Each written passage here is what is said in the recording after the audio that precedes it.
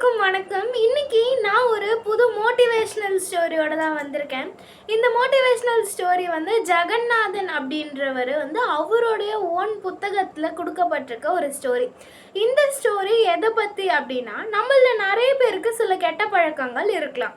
So அந்த கெட்ட பழக்கங்களை மாற்ற நம்ம திடீர்னு ஒரு நாள் முடிவெடுத்து நம்ம அதை செய்யவே மாட்டோம்னு சொல்லி நம்ம உறுதியாக இருந்தால் கூட ஏதாவது ஒரு விஷயம் நம்ம மனசை மாற்றி நம்ம அதுக்கு திருப்பி அடிமையாயிடுவோம் அந்த கெட்ட பழக்கத்துக்கு.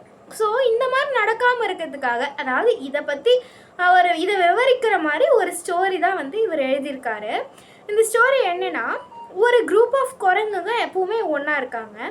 அவங்க எல்லா இடத்துக்கும் மாறி மாறி போகிறாங்க. ஆனால் அவங்களுக்கு நிலையான ஒரு சூழ்நிலை கிடைக்கல.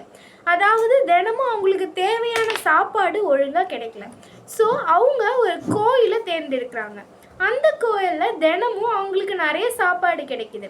அங்கே வரவங்க தினமும் அவங்களுக்கு சாப்பாடு கொடுக்குறாங்க. ஸோ அதனால் அந்த குரங்குங்க அங்கேயே செட்டில் ஆகிடலான்னு முடிவு பண்ணி அந்த கோயிலே தினமுமே அங்கேயே ஒரு மரத்தில் வாழ்கிறாங்க அந்த குரூப் ஆஃப் குரங்கு.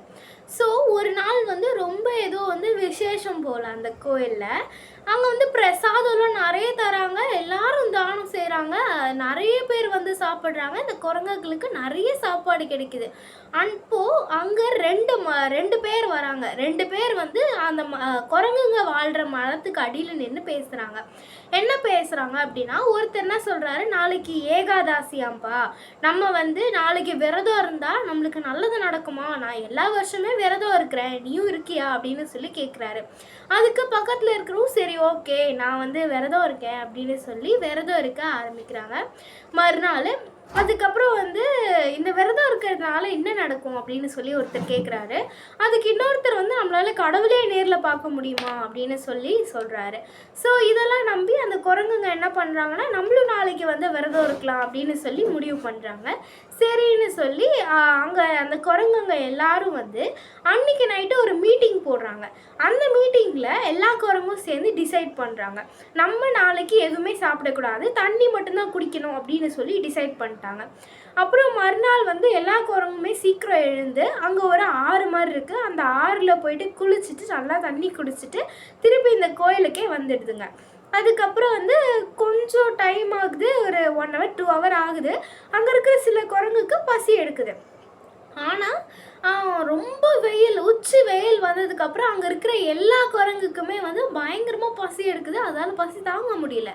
அதுக்கப்புறம் அன்னைக்குன்னு பார்த்து ஒரு கூடை நிறையா மாம்பழத்தை எடுத்துக்கிட்டு ஒருத்தர் தானம் பண்ணலான்னு அந்த குரங்குகளுக்கு கொடுக்கறதுக்காகவே ஒரு கூடை நிறைய மாம்பழத்தை எடுத்துகிட்டு குரங்குங்க பக்கத்தில் வைக்கிறாரு. அதுக்கப்புறம் எல்லா குரங்கும் பயங்கர பசியில் இருக்கா. ஒரு குரங்கு என்ன சொல்லுதுன்னா, நம்ம அந்த மாம்பழத்தை சாப்பிடுதுன்னு கூடாது, பார்க்கலாம்ல அப்படின்னு சொல்லி ஒரு குரங்கு போய் பக்கத்தில் உட்காந்துக்குது. அப்புறம் இன்னொரு குரங்கு, நம்ம இந்த பழத்தை சாப்பிடுதுன்னு கூடாது, ஆனால் ஸ்மெல் பண்ணலாம்ல அப்படின்னு சொல்லி அந்த பழத்தை எடுத்து பிரித்து ஸ்மெல் பண்ணுது. அதுக்கப்புறம் ஒரு வயசான குரங்கு, நான் இந்த வயசான காலத்தில் சாமிக்கு விரதம் இருந்து என்ன பண்ண போகிறேன் அப்படின்னு எடுத்து சாப்பிடவே ஆரம்பிச்சிருது. ஸோ ஒவ்வொரு குரங்குக்கும் ஒரு தாட் இருக்குது. அது அதோடைய தாட்டுக்கு ஏற்ற மாதிரி நடக்குது.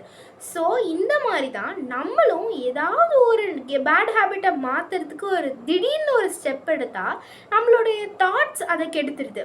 ஸோ நம்ம இதெல்லாம் ஒழுங்காக பண்ணணும், நம்ம அந்த கெட்ட பழக்கத்தை ஒழுங்காக ஃபாலோ பண்ணுறதை நிறுத்தணும் அப்படின்னா அதுக்கு நம்ம ப்ரீ பிளான் பண்ணணும். நம்ம அதுக்கு முன்னாடியே அதை எப்படி செயல்படுத்துறது அப்படின்னு சொல்லி பிளான் போட்டு பண்ணணும். திடீர்னு ஒரு விஷயத்தில் குதிச்சிட்டா நம்ம அதை ஒழுங்காக பண்ண மாட்டோம். ஸோ இந்த ஸ்டோரியிலேருந்து உங்களுக்கு ஒரு நல்ல கருத்து கிடைச்சிருக்குன்னு நான் நம்புகிறேன். ஸோ நன்றி, வணக்கம். என்னோடய சேனலை லைக் பண்ணுங்கள், ஷேர் பண்ணுங்கள், கமெண்ட் பண்ணுங்கள், சப்ஸ்கிரைப் பண்ணுங்கள். தேங்க்யூ.